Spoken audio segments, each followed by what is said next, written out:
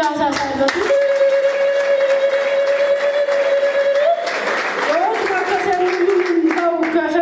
Maqama waaqayyo kan ulfaatu kan naan beenne ana beektu Tsiggeen jedhama.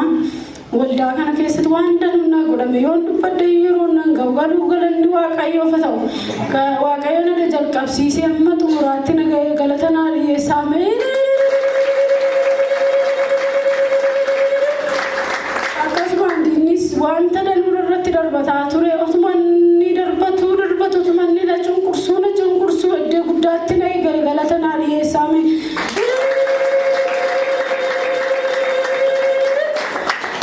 Akkasuma waldaa kanumatti kadhatamees paaspoortii sargadee waldaa kanatti osumaan kadhatamu diinonni moonatti lolanu silaa kaleessa du'ee kaleessa badee kaleessa silaa maraadhee mataa qaddiseen deema ture garuu waaqayyo na oolchee har'aan galanni isaaf haa ta'u.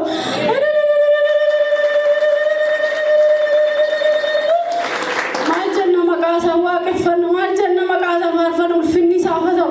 Maal beektu obboleessa koo obboleettii koo abbaa koo haadha koo manoo baay'ee gatamaan ture baay'ee darbamaan ture garuu waaqayyo nu eege garuu na waaqayyo na oolchee deemee irratti iddoon ka'e irratti ati mucaa godhee abbaas haadhaas as keessatti roobuu waan tokko hin qabu garuu waaqayyo beektu abbaas qaba haadhas qaba namas hin oolcha asirraan kan ka'e waaqayyo na oolcha irraan nagarra immoo galata guddaa qabadhee fuula isaanii ulfinni waaqayyoof haa ta'u. Yaaqee kanarraan kan ka'e waldaa kana keessa waan danuun lola danuun irratti darbama seetaan hin deemtu naan jedha ani immoo nan deeman jedha seetaan hin deemtu naan jedha suma utumaan jedhu paaspoortii fudhadheen utumaan jedhu immoo viizaan dhufee dhalanii guyyaa waggaa ji'a lama guutuu seetaan ni torkii cuftee niitiidhaan wal arguu dhabee waaqayyo immoo karaa qaba nama karaa biraatiin naa fidee paaspoortiin kun wanti hundi dhumee kunoo qaxaroon naa qabamee barrii viizaa harkatti qabadheen jira galata waaqayyoof naa fida.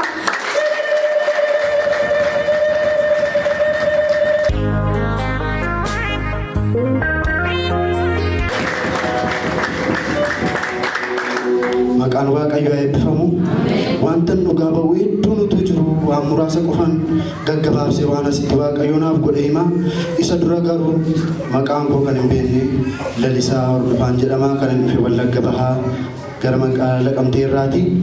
Maqaan waaqayyoo eebbifamu wanta hedduu keessa dabarsee waaqayyo balaa hedduu keessa dabarsee galaanaan illee nyaatamuu keessa dabarsee rasaasni hedduun irratti dhukee wanta hedduu keessa waaqayyo na dabarsee dhufeen guyyaa har'aa kun adda nagee fuula keessa jira waaqayyoof galanni guddaan haa ta'u.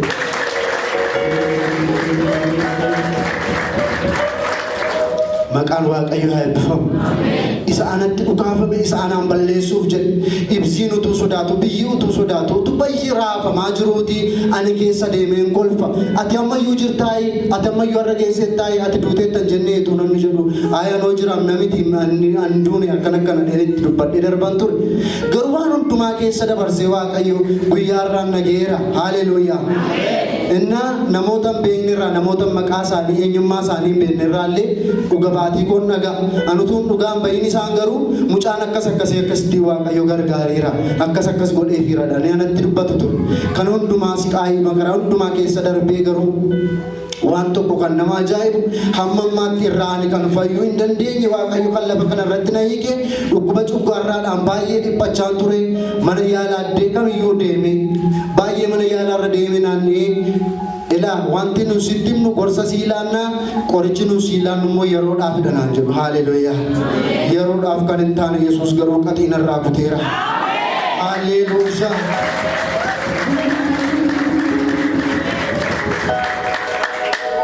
Inna ji'a darbe keessa bakka sana taa'etaniin akkasin jedhan ture yeroo namootaaf kadhatamu hafuurri hamaa iyyaa jira.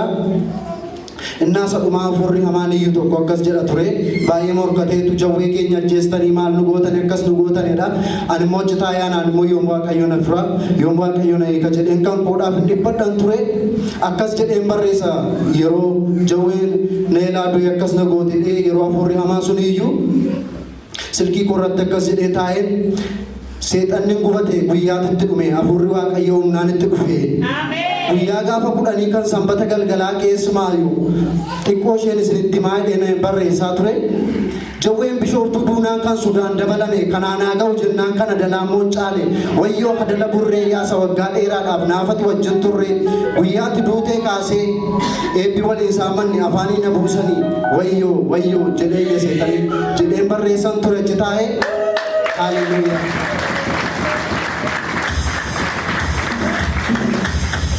Maqaan Waaqayyoo haa eebbifamu. Achi taa'eetuun kan namaa ilaalaa jiru torbee isaatti dhufee akka sana taa'ee obboleessa koo gammee bukkee taa'ee akkamiin godhaa baay'ee arramoomnumaa natti caalee jira akkas dhaleetuun itti himu Waaqayyo si yaadata deemii kadhachiifadhu naan jedhe. Haalleluuyaa. Dhufee saatii bakka kana gaafa dhaabadhu saatii maqmaarraa kottu naan jedhee mana yaalaati qoricha gatii gurguddaa baasee yeroodhaaf naan jedhu gaafa naa laatan innis dhuguma yeroodhaaf malee fayyina guutuu naan taane Yesuus garuu inni tola dhiiga saafannoo irratti nu lolaase tola nu fayyiseera. Haalleluuyaa. Bakkuma kanatti waan xiqqoo tokko bishaanuma dibataa irratti kadhatannaa bishaanuma sana raajiin afaan kootti naa qicanii sanuma qammase gadi liqimse battaluma sanaa kaasee barbaade nuuf keessaa dhabe.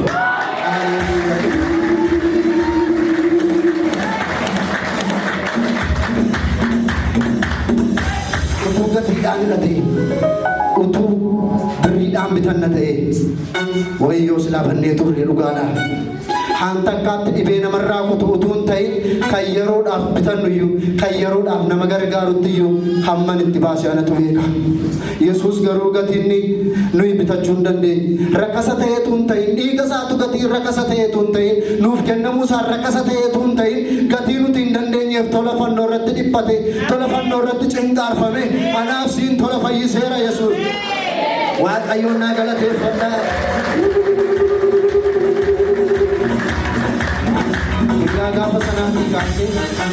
Guyyaa gaafa sanaa kaasee nyaata dooktoriin nyaatiin naan jedhes nyaadhee ilaalee waan hundumaa godhee ilaalee hamma guyyaa har'aatti waa tokko yoo hin geenye maqaan isaa bara baraan haa eebbifamu. Waaqayyo akkasitti du'a koo salphina koo hambisee jiraachiseera. Haalleluuyaa. Hinduuta isa jedheef duuti koo hafeera karoorri seexanaas jalaa dhokateera insha kunan faarsaa waan dhina olcheera kiyyoo diinni kaa'ee ciree boolla keessaa Waaqayyo dhaaminni maatti isa qixxeessa. Haalleluuyaa.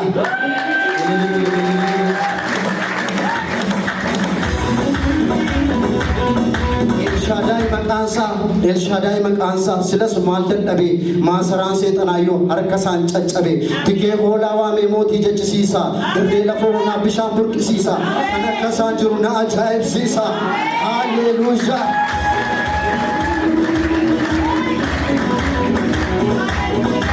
Abakoo dhiibee madaakoo fayyise simboo ulfina isaan kunoo na eebbise simboo ulfina isaan kunoo na eebbise duukoo eegee dadhabee duukees eegee dadhabee diinni maaliif si addeessaa Yesuusiin irra geenye irra galata isaaf dhiyeessaa. Haalleluuyaa.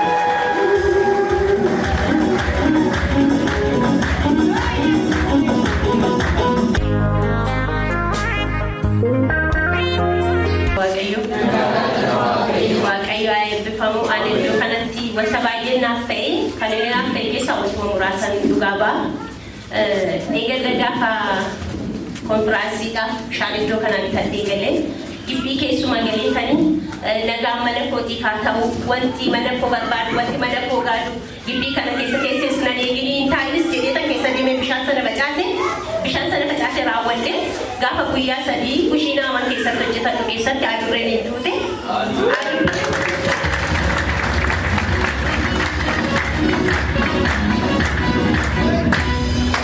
Adurreen sun duute gaafa jettu haata durree sanaa dhuftee ijoollee rukkutee ijoollee adurree fi haati hin haamtu dammoo ijoolleen immoo kan ajjeestullee miniin jedhee sobadha baay'ee natti caffarte gadi baate nan dhiise achi booda isheen takka turtee ijaan daba'uudhaaf baay'ee yaalii goote baay'ee Waaqayyo ishee fadhiisu garuu illeen dubbanne yaalii goote barbareedaa fi sukkaara walitti dabaltee biddeen irra dibdee kuttee ijoollee koodhaaf laatte.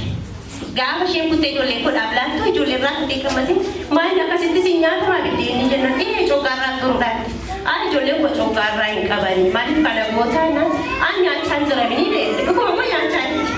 Garuu ijoollee kootti waan biraa ta'ee amma du'aarra ga'anii mucaa sangaha mana yaalaan geesse mucaa xiqqaa garuu hin geessu nyaatu bakka jedhe du'aasa fidee gaafa kamisaa taa'an ture mucaan sun haala achi taa'ee gaafa baadhu namni bakka maal kun maaf fidee dhufte naan jira otoo hin jedhu dhimma isaa odees mana waaqayyoo keessaa maal waaqayyoo nan saffisuudha kan baadhadhee bantaa'e achi booda iddoo kanatti fudhadhee gaafa bahu ijjiru bakka daaqillee akka malee irra cita ture achi raajin asitti gaafa naaf kadhatanii hafuura dukkanaadhani baay'isan irraa ifatanii guyyaa gaafa sana galgala asii gadi bahu kaase aannan sana dhiise gaafa galuu mana geenye isa guyyaa lama biddeen nyaatiin bule biddeen isaa nyaatee mucaan koo naa fayyee waaqayyoon naa galateeffadha.